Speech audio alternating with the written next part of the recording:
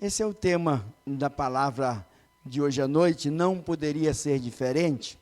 Os irmãos sabem que eu estive viajando durante esses dias e não acompanhei muito noticiários, mas algumas notícias sempre chegam pelas redes sociais. Nesta semana chegou um grupo de refugiados ucranianos, chegaram ao Brasil, foram acolhidos e eles chegaram em Curitiba. E eles foram recebidos, né? E aí até eu recebi parte dessa matéria do Jornal Nacional, porque quem acolheu e quem está cuidando são os irmãos da Primeira Igreja Batista de Curitiba. Os missionários, lá tem um missionário, ele cuida de um missionário também na Ucrânia, e eles vieram e estão lá. Pastor Pascoal Piragini, pastor daquela igreja, e o seu filho também, pastor Michel Piragini, que é o vice-presidente da Convenção Batista Brasileira. Estão ali ajudando, cuidando, no meio de tantas lutas, no meio de tanta dificuldade. O povo de Deus, sendo um instrumento de paz, um instrumento de consolo e de esperança, no meio de um mundo que está perdido. E nós somos convocados por Deus a participarmos desta grande obra, de sermos a mão e o braço de Deus estendido para abençoar outras pessoas. Aquele amor de Deus derramado no nosso coração precisa, então, alcançar outras pessoas. Esse é o nosso desafio. Durante este tempo, o tema, os princípios da igreja que temos vivido, tem sido os seguintes. Eu quero lembrar aos irmãos os simples princípios que norteiam a vida desta igreja e que tem sido o princípio basilar das igrejas batistas no Brasil, propagando a mensagem de Jesus Cristo. Os 5 são oração, evangelização discipuladora, plantação de igreja, formação de liderança, graça ou compaixão e graça. Lembra, eu vou dizer e os irmãos vão relembrar novamente. Esse termo, viva a compaixão, faz parte dos nossos princípios em que nós devemos viver no Evangelho de Cristo. Eu vou dizendo um por um e os irmãos vão replicando aí para lembrar, tá bom? O primeiro é oração. A gente tem que começar orando. Ah? Esse é o desafio. Jesus diz, sem mim nada podeis fazer. Depois é evangelização discipuladora. Vamos dizer juntos? Evangelização. Sabe qual foi a ordem de Cristo? Ide, fazei discípulos. Esse é o princípio que nós vivemos. Também o próximo é plantação de igreja. Vamos lá dizer juntos? Plantação. Por que plantar igreja é mais do que evangelizar? Porque quando plantamos uma igreja, esta igreja vai de geração em geração. O evangelho, você evangeliza em algum lugar, mas se não se organiza uma igreja, não tem a continuidade, o avanço. E para que as igrejas possam estar agindo, nós precisamos ter formação de líderes. E essa formação de líderes nos faz, quando nós pensamos em líderes, é alguém com potencial extraordinário. Não, é alguém com o desejo de servir a Deus. E aí nós servimos com compaixão e graça. E viva a compaixão. A palavra compaixão vem nos chamar a viver em Cristo Jesus. O texto básico de hoje, nós iremos ter 2 textos bíblicos. O primeiro você já recitou hoje, que é Gálatas 2:20. Havia um certo homem, que a Bíblia registra a sua história, que era um homem perseguidor da igreja. Perseguia os cristãos. A primeira vez que tem um registro do seu nome na Bíblia está em Atos capítulo 7. Está acontecendo o apedrejamento de Estevão, E ali, junto àquela multidão que apedrejava Estevão, estava um tal Saulo de Tarso, Paulo. E ele era uma pessoa de confiança dentre dos apedrejadores.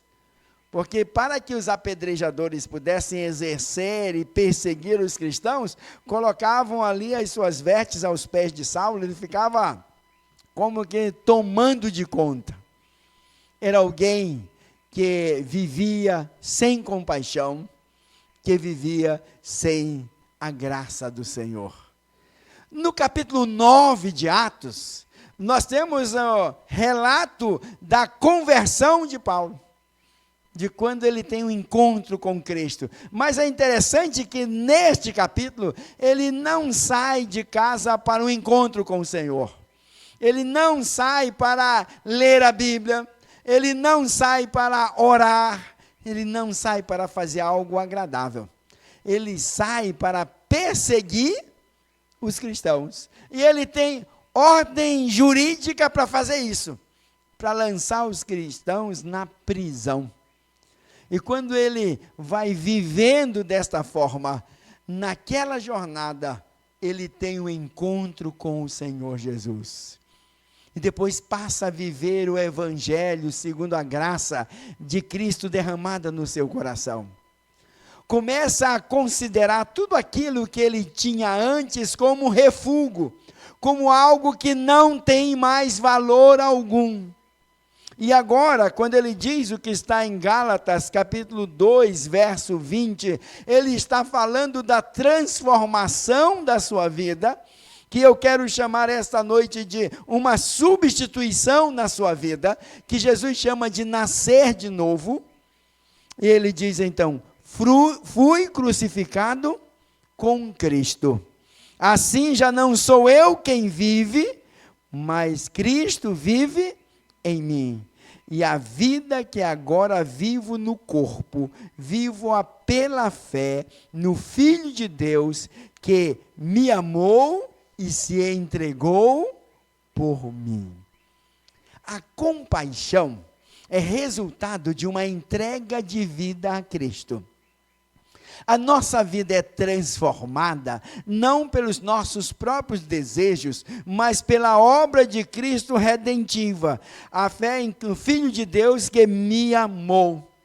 O amor de Deus é a marca da compaixão. Quando olhamos para a Bíblia, do começo ao fim, nós percebemos que Deus está nos amando e que este amor de Deus é derramado em nosso coração. Quando a Bíblia declara do relacionamento de Jesus com os seus discípulos, com os seus apóstolos, e lembre-se, entre os apóstolos estava Pedro, entre os apóstolos estavam Judas, mas sabe o que a palavra de Deus diz? E ele os amou até o fim. Quando Jesus está caminhando ali na região de Decápolis, conforme o registro de Marcos, capítulo 10, ele encontra um jovem que é chamado e assim, sempre identificado como um jovem rico. E este jovem faz uma pergunta para Jesus, que devo fazer para herdar a vida eterna? Começa um diálogo até que a narrativa de Marcos para e tira a narrativa do diálogo e mostra a narrativa do sentimento de Jesus. Depois dele dizer, conheço os mandamentos, enumerar os mandamentos, a Bíblia diz, e Jesus, olhando, o amou. Jesus continua olhando para nós e nos amando. E esse amor de Jesus é um amor que levou a sua entrega. Sabe o que Jesus Cristo veio fazer aqui nessa terra? Quase sempre nós lembramos apenas metade do verso bíblico. Temos esse mal. O Filho do Homem não veio para ser servido, mas veio para quê? Servir. E o que mais? E dar a sua vida em resgate de muitos. A gente quase não lembra de que Jesus veio para servir, e o servir está diretamente relacionado à entrega. A compaixão não é um sentimento apenas que nos move àquilo que nós sentimos, mas que nos conduz àquilo como nós agimos. Mas não é natural do homem ter compaixão. O natural do homem é viver de forma egoísta. Lembra aquele ditado antigo? Farinha pouca, meu pirão primeiro. Farinha pouca, meu pirão primeiro. Ou seja, primeiro eu. Lembra aquela briga nas filas que você tem aí, seja para fila de banco, de qualquer outro lugar, alguém vai logo e vai invadindo a fila, porque não é ter compaixão, mas é querer ter prioridade. Aí todo mundo, eu quero ter prioridade. Deus nos chama para termos compaixão e não prioridade. Você já pensou nisso? Deus nos chama para sermos a expressão do amor e da graça de Jesus. Tem aquele dia que eu não estou assim muito bem, né? Aí eu estava na fila ali do caixa no supermercado. E entrei na fila de 10 itens. Eu tinha 3 ou 4 apenas, e um senhor na minha frente com um carrinho cheio. E ele, querendo ser agradável, virou para mim e disse, tudo bem? E a minha resposta foi, não. Está tudo bem não, o senhor está na fila errada. O senhor devia estar... não, mas porque ali tem muita gente. É exatamente por isso que tem pouca gente. Porque aqui é fila de quem tem até 10 itens. Quem tem um carrinho é para ir para lá. Só vai ficar bem quando o senhor for para lá. Ele me olhou, ficou zangado. Não foi, não. Ficou lá na dele. Mas não estava tudo bem. Porque ele estava querendo viver. Aí eu só fiz olhar para ele e dizer, olha a fila que está aqui atrás. É porque o senhor está aí. Então, mas o natural da gente é querer não ter compaixão, não ter um coração voltado para Deus. Para termos compaixão, há uma necessidade clara de uma identidade com Cristo, ao ponto de que essa identidade faça uma substituição. Fui crucificado com Cristo. Vamos olhar a Bíblia agora em Romanos 6? Que a palavra de Deus está dizendo para nós sobre fui crucificado com Cristo. A partir do verso 5 até o verso de número 8. Romanos capítulo 6 nos mostra a prática de sermos crucificados com Cristo. O que quer dizer isso? Não é que eu vou lá naquela cruz e cravar, descobrir, foi aquela cruz que Jesus foi cravado, vou lá também. Mas é quando eu compreendo que a minha vida, a vida do que eu vivo, não tem mais valor. A vida que eu vivo é fruto do pecado. E esse pecado me separa de Deus. E para que Deus reine no meu coração e na minha vida, a ira de Deus precisa ser satisfeita. E a ira de Deus pelo pecado é satisfeita na morte. Deus se ira contra o pecado e a justiça de Deus aplica-se na ira de Deus. É um assunto que poucas vezes nós imaginamos, um Deus irado. E agora esta ira de Deus acontece porque para que haja perdão é preciso que haja derramamento de sangue, que haja morte. Mas no meio da sua ira, Deus revela o seu amor em Cristo Jesus. E agora mesmo eu merecendo ir àquela cruz, Jesus toma o meu lugar e satisfaz a ira do Senhor, morrendo na cruz em meu lugar. E agora eu posso depender de Deus e viver no amor do Senhor, nosso Deus. Romanos 6, capítulo 5, diz-se dessa forma: fomos unidos a Ele na semelhança da sua morte, certamente o seremos também na semelhança da sua ressurreição. Pois sabemos que o nosso velho homem foi crucificado com ele. Repito, pois sabemos que o nosso velho homem foi crucificado com ele para que o corpo do pecado seja destruído, e não sejamos escravos do pecado, pois quem morreu foi justificado do pecado. Ora, se morremos com Cristo, cremos também que com Ele viveremos, pois sabemos que, tendo ressuscitado dos mortos, Cristo não pode morrer outra vez, e a vida não tem mais domínio sobre ele. Olha o verso 6 novamente, vou reler o verso 6.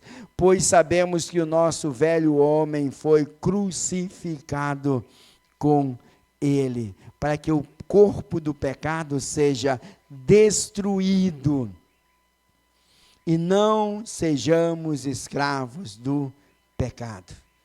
É isso que acontece quando a Bíblia diz, fui crucificado com Cristo. Quem foi crucificado? Quem é esse tal de velho homem? É aquele que vive os valores sem Deus. É aquele onde o homem toma o centro e não Cristo. Mas quando eu sou crucificado com Cristo, agora eu tenho uma substituição de vida. Às vezes nós achamos que Jesus Cristo vem nos ajudar, mas Jesus Cristo veio nos substituir. O que é a substituição? Não mais eu vivo. Eu preciso agora esvaziar-me dos meus propósitos, esvaziar-me dos meus próprios desejos. E agora eu preciso deixar Cristo dirigir a minha vida. Jesus, caminhando, disse, quem quiser vir após mim, negue-se, não mais eu vivo. Negue-se a si mesmo. O começo é a negação de si mesmo, é dizer, o meu valor não tem valor a não ser em Cristo. Tome a sua cruz, fui crucificado com Cristo e siga-me. Todo o convite que Jesus faz é para que nós possamos segui-lo, não para que nós possamos vê-lo, não para que nós possamos admirá-lo, eu vejo Jesus, é tão bom, não para que nós possamos reconhecer que ele é alguém excelente. Jesus nos convida a mais do que ver, mais do que reconhecer, Jesus nos convida a segui-lo. Vem e siga-me. Venha e siga-me. E a compaixão é vivida quando Cristo Jesus deixa de ser um discurso e passa a ser uma ação. E outro texto que quero compartilhar hoje é o exemplo de uma ação de compaixão em Cristo Jesus. Vamos em Lucas, capítulo 10. Abra a sua Bíblia. Acesse o texto. Nós vamos acompanhar uma narrativa bíblica que você conhece. E vamos buscar uma identidade de vida. Qual é a identidade de vida daquele que vive a compaixão de Deus? Aquele que foi crucificado com Cristo, que diz, agora não vivo mais eu, mas Cristo vive em mim. Lucas, capítulo 10, a partir do verso 25. Nós vamos encontrar um diálogo e uma parábola, que você conhece, a parábola do bom samaritano. É preciso entender que dizer samaritano para alguém é dizer, olha, é alguém com quem eu não tenho relacionamento nenhum. Judeu e samaritano não tinham relacionamento algum. Nenhum. Deixa eu dar um exemplo aqui, para nós entendermos. Eles davam uma volta bem grande, só para não passar na terra um do outro. Se eu vou passar nessa rua e vem um samaritano, eu mudo para o outro lado. Dizem que uma das orações dos judeus era, Deus, muito obrigado, porque eu não nasci cachorro nem samaritano. Essa é a valorização que eles davam. Mas Deus agora ensina aqui quem é que vai ter compaixão. Vamos olhar o texto? Certa ocasião, verso 25, um perito na lei, levantando-se para pôr Jesus à prova, lhe perguntou, mestre, o que é preciso fazer para herdar a vida eterna? O que está escrito na lei? Respondeu Jesus. Como você a lê? Ele respondeu. Ou seja, quem vai responder é o perito na lei. Ame o Senhor seu Deus de todo o seu coração, de toda a sua alma e de todas as suas forças e de todo o seu entendimento. E ame o seu próximo como a si mesmo. Disse Jesus, você respondeu corretamente. Faça isso e viverá. Tá boa a ordem aí, tá? Mas ele vai tentar provar Jesus e faz a pergunta. Mas ele, querendo justificar-se, perguntou, e quem é o meu próximo? Porque às vezes a gente pensa que o próximo é só aquele a quem nós amamos. E aí vem a parábola do bom samaritano. Em resposta, disse Jesus, um homem descia de Jerusalém para Jericó quando caiu nas mãos dos assaltantes. Estes lhe tiraram as roupas, espancaram-no e se foram, deixando quase morto. Aconteceu estar descendo pela mesma estrada um sacerdote. Quando viu o homem, passou para o outro lado. E assim também um levita, quando chegou ao lugar e o viu, passou para o outro lado. Mas um samaritano, estando de viagem, chegou onde se encontrava o homem. Quando o viu, teve piedade dele. Aproximou-se, enfaixou-lhe as feridas, derramando nelas vinho, óleo. Depois colocou-o sobre o seu próprio animal e levou-o para uma hospedaria e cuidou dele. No dia seguinte, deu 2 denários ao hospedeiro e disse, cuide dele. Quando eu voltar, lhe pagarei todas as despesas que você tiver. Qual destes 3 você acha que foi o próximo do homem que caiu nas mãos do assaltante? Aquele que teve misericórdia dele, respondeu o perito na lei. Disse Jesus, vá e faça o mesmo.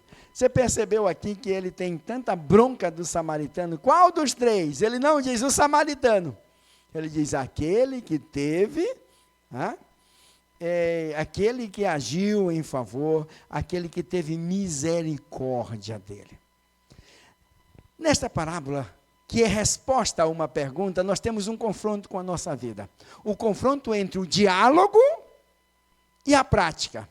Viva a compaixão. Aquele homem era perito na lei. Que lei? Na Bíblia, no Antigo Testamento. Ele conhecia a palavra de Deus de forma extraordinária. Quando Jesus pergunta, ele não titubeia, ele não vacila e responde o que aquele imagina que Jesus gostaria que ele respondesse. Ame a Deus, ame ao próximo, ame a Deus com todas as suas forças, dedique ao Senhor a sua vida, ame ao próximo e o trate com todo respeito, como a si mesmo. Mas ele pergunta quem é o meu próximo. E na parábola, eu quero destacar com os irmãos 3 tipos de vida, para que possamos identificar qual é a nossa vida, se nós estamos vivendo uma vida de compaixão e graça. O primeiro tipo de vida é o tipo de vida do ladrão, dos ladrões. Qual é o tipo de vida dos ladrões? Qual é a premissa da sua vida? Eles dizem assim, o que é teu, é meu. Não é assim que ladrão pensa? O que é teu, é meu. Invejoso também, né? Se aquilo fosse meu, por que fulano de tal tem esse carro e não eu? Por que ele tem aquele e não eu? O invejoso quer o que é do outro. O que é teu, é meu. Por isso ele assalta aquele homem. É assim que você vive sua vida? Querendo o que pertence ao outro, querendo e desejando e achando que isso é o melhor de Deus para a sua vida. Eu já vi uma igreja fazendo a seguinte campanha, a campanha da casa própria. Parece uma coisa boa, mas ele desafiou o cara a fazer o seguinte, você vai na rua, vê a casa que você deseja, tira uma foto da casa, traz para cá que a gente vai orar por ela e a casa vai ser sua. Ou seja, ele estava incentivando a ser invejoso, aí queria a casa do outro. Aí eu fiquei pensando, né? Eu quero é que alguém tire foto da casa dele, do pregador, né?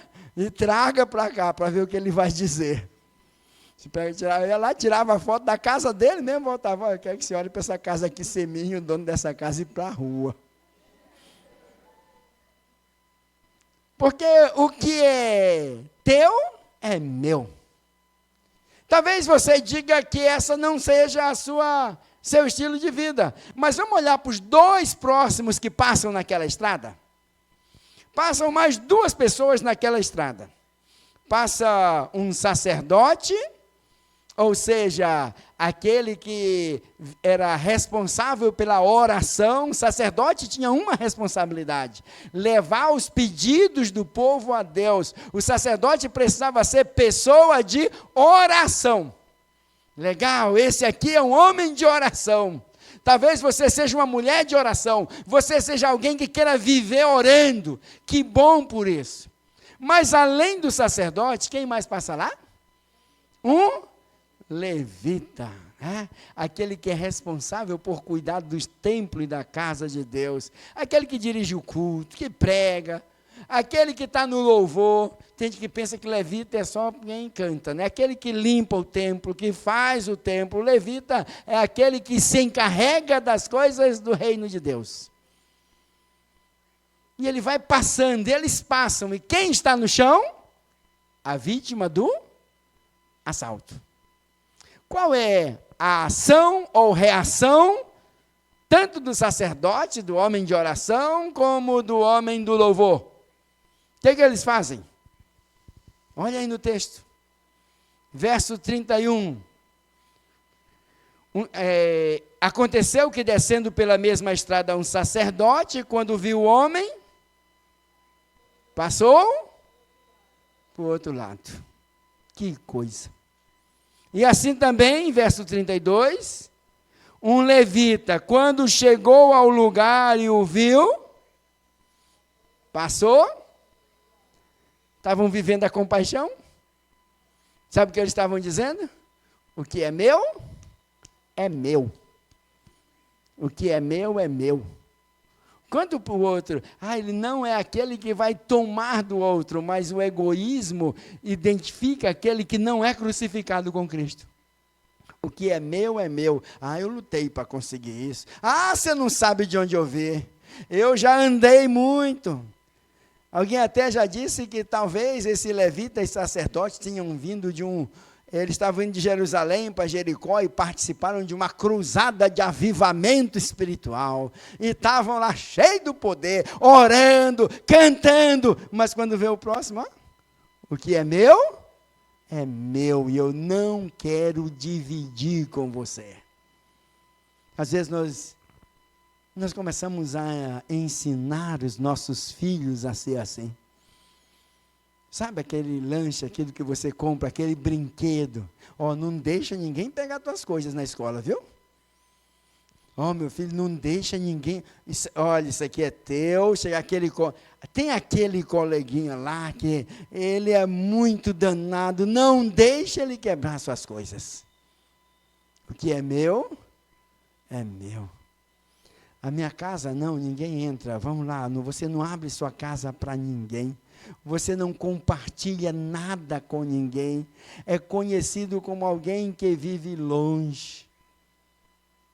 Esse levita, esse sacerdote, esses homens viviam sem conhecer e sem viver a compaixão. Eles não podiam dizer, eu já fui crucificado com Cristo, e a vida que agora vivo, não vivo mais eu, mas Cristo vive. E se Cristo vive em mim, eu preciso olhar agora para o samaritano. O que o samaritano faz? Ele faz o seguinte: quando ele olha, chegou ao lugar onde se encontrava o homem, verso 33, e quando o viu, teve piedade, teve compaixão dele. E quais são os atos de compaixão? Primeiro, aproximou-se. Enquanto os outros passavam para o lado, ele se aproximou. Um coração cheio de compaixão é um coração que se aproxima. A segunda é que ele cuidou. Ele limpou as feridas com vinho ou vinagre, dependendo da sua. Ele coloca óleo, trata das feridas em faixa. E agora ele faz uma troca. Ele vai a pé, enquanto aquele que está ferido vai no seu animal. Ele coloca no seu próprio animal e leva. Ele começa a cuidar do outro. No meu carro você não vai não, para não sujar, viu? Já vi gente que diz que, vem aqui, né? Eu vou orar a Deus, esse carro é do Senhor, é para Deus, não sei. Irmão, faz isso. Não, mano, não posso não. Estou ocupado ali. Seu carro é para Deus, mas na hora que tem que fazer um serviço, você não sai correndo para o outro lado. Não posso, não tenho tempo. E além de cuidar e de levar, ele vai até uma estalagem, que era o local que poderia fazer.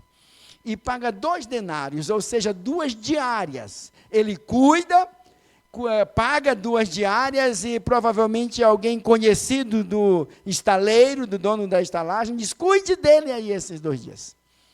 Se tiver mais alguma despesa, quando eu voltar, eu pago.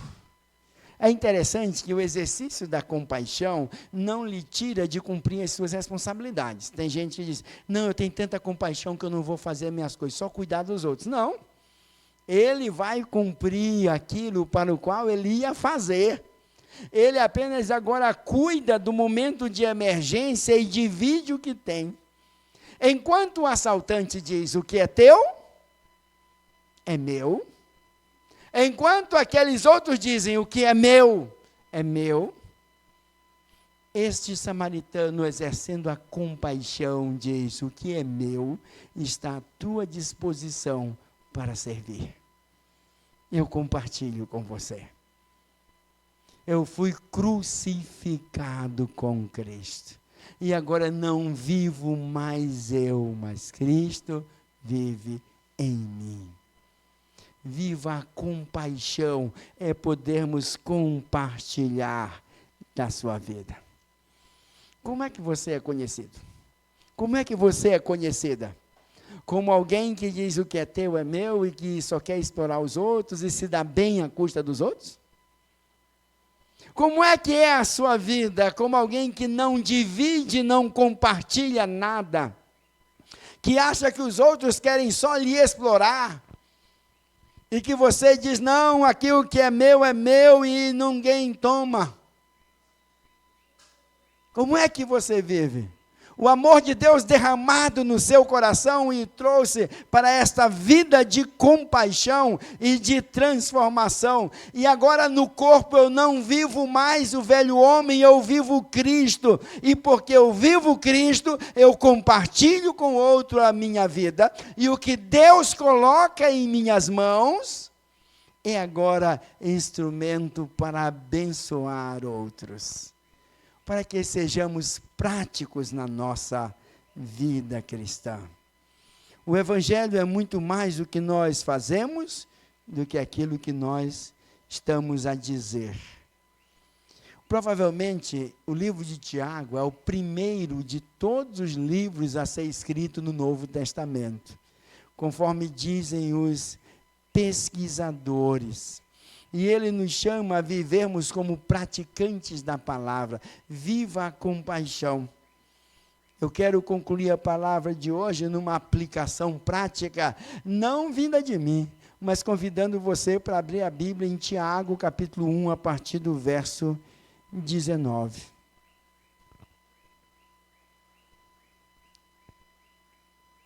E depois o verso 23.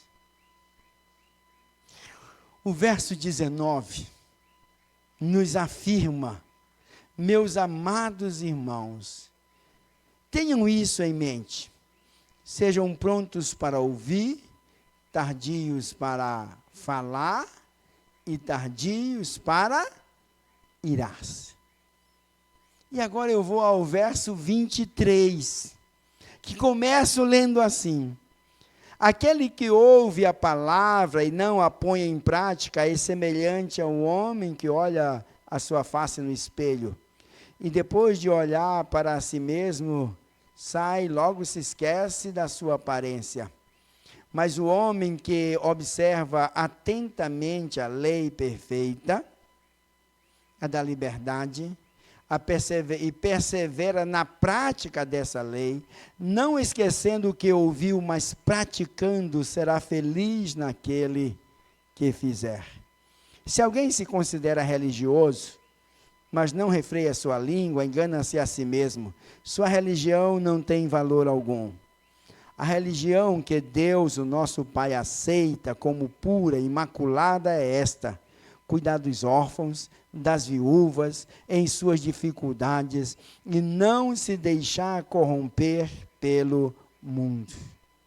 Avançando um pouco mais, no capítulo 2, verso 14, nos falando da vida que precisamos ter de compaixão, de que adianta, meu irmão, se alguém disser que tem fé, se não tem obras? Acaso pode a fé salvá-lo? Se um irmão ou uma irmã estiver necessitando de roupas e de alimento a cada dia, e um de vocês lhe disser, vá em paz, aqueça-se, alimente-se até te satisfazer, sem porém lhe dar nada, de que adianta isso? Assim também a fé por si só, se não for acompanhada de obras, está morta. Não adianta dizermos, vá em paz, Deus te abençoe, cuide. A gente ora, a gente vai lá e louva a Deus, mas a nossa vida não está compartilhando de Deus. Já fui crucificado, agora não sou eu mais que vivo. No meio destes 2 anos, uma das coisas mais claras que nós aprendemos diante de tempo de pandemia e de tantas coisas, é que acumular coisas de nada vale. De nada vale. Temos que ser responsáveis, sim, cuidadosos, sim, mas precisamos compartilhar, porque compaixão é compartilhar. Qual é a sua filosofia de vida? É o que é meu, o que é seu é meu, ou o que é meu está à sua disposição para servir? Qual é o seu padrão de vida? Você pode dizer que agora não vive mais, mas Cristo vive em você? Ou você está vivendo segundo o seu próprio entendimento? Vamos orar, mas vamos orar cantando. Nós vamos orar a Deus pedindo que o Senhor nos perdoe de tudo aquilo que temos feito, que é segundo o nosso próprio entendimento. Eu quero convidar você para se colocar em pé, e que Deus tem falado ao nosso coração para vivermos a compaixão de Deus. Fazer desta canção agora a nossa oração. Mas muito mais do que uma oração de serviço, precisamos fazer uma oração de entrega. Dizer, Senhor, eu quero viver a compaixão, o Senhor pode contar comigo. Eu não quero ser a semelhança daquele ladrão, eu não quero ser a semelhança dos que passaram de lado, eu quero ser a semelhança dos que se importam. Eu quero muito mais do que viver em tempos de oração. Eu quero ser instrumento de compaixão, porque agora já não sou eu mais quem vivo, mas é a compaixão de Cristo que vive em mim. E enquanto cantamos, esse é o momento de entrega. Você pode entregar seus dízimos e sua oferta, mas se Deus está falando ao seu coração e você quiser entregar a sua vida, você pode fazer isso enquanto cantamos.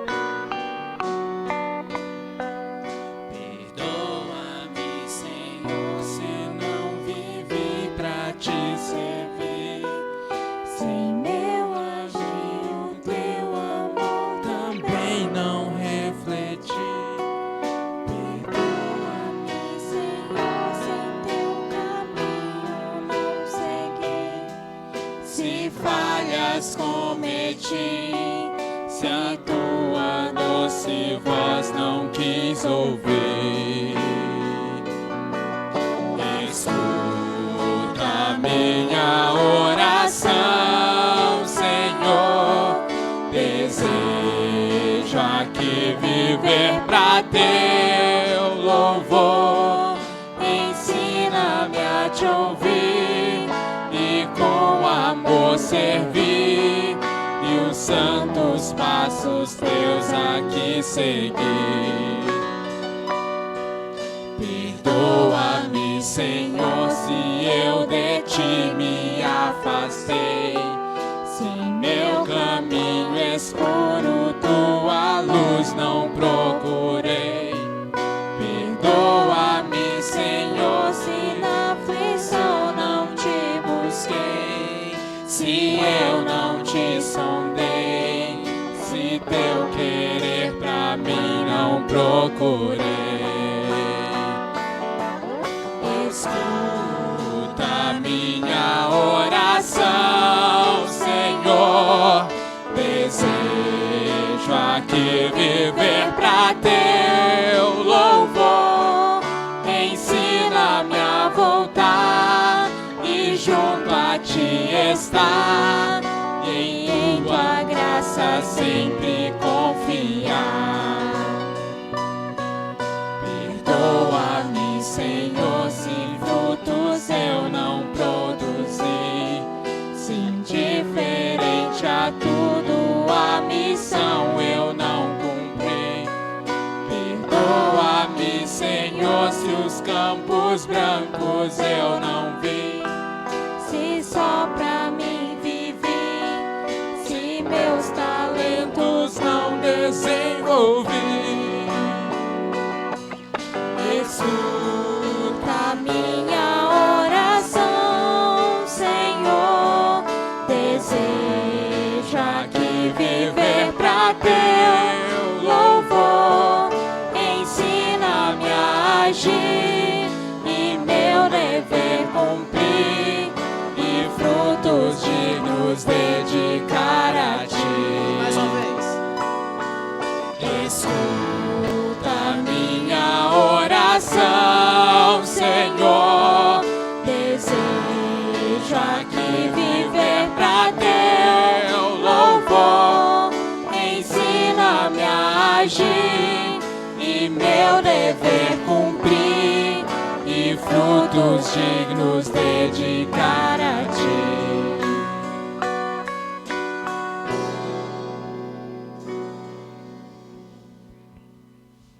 Amém? Ainda em pé, nós vamos orar ao Senhor. Eu quero orar por sua vida, mas antes que Deus ouça a minha oração, Deus quer ouvir a sua oração, e nós devemos colocar a nossa vida sempre diante do Senhor. Ouvindo o autor desta música, certa vez, fui aluno dele, né? Ele colocou uma frase de um filósofo dinamarquês, falando sobre o templo. Ele dizia assim, Søren Kierkegaard: entramos no templo para adorar e saímos para servir. Que bom que você entrou aqui esta noite. Que bom que podemos adorar a Deus e sermos impactados pela palavra. Mas se ao sairmos por aquela porta, esta palavra não tenha nos feito mais parecido com Cristo, e o nosso desejo não seja de servir a Deus com compaixão e com a graça do Senhor, talvez nós precisamos aprender muito, muito, muito mais do Senhor. Deus deseja trabalhar em nossas vidas. Lembre-se disso. Ora em